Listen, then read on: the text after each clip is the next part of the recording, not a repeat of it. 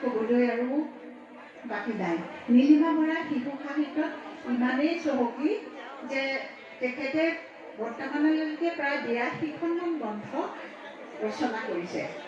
আজি মোৰ সৌভাগ্য যে আমি একে গাঁৱৰে সখী মোৰ নীলিমা বৰা, তেওঁৰ এখন গ্ৰন্থ মোক ইয়াতে উন্মোচন কৰিবলৈ দিয়াৰ কাৰণে মই খুব সুখী অনুভৱ কৰিছোঁ আৰু নীলিমা বৰাৰ উজ্জ্বল ভৱিষ্যত কামনা কৰিছোঁ।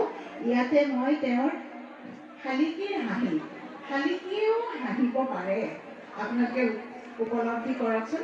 গতিকে নীলিমা বৰাই এই শালিকে কেনেকৈনো হাঁহিছে এই গ্ৰন্থখন আপোনালোকে পঢ়িলে গম পাব। ইয়াতে আছে কেইটামান 10টা গল্প আছে, নামখিনি শুনিলে আপোনাৰ ভাল লাগিব। ধনী দুখ, কথাৰ পাত, মেকুৰী মাহী, বিচাৰ, শালিকীৰ হাঁহি, আম আমলখি, মিছা কথাৰ ঠেং চুটি, পিতাইৰ জুতি, ধুনুৰ বল খেলা আৰু পিতাই দলাই।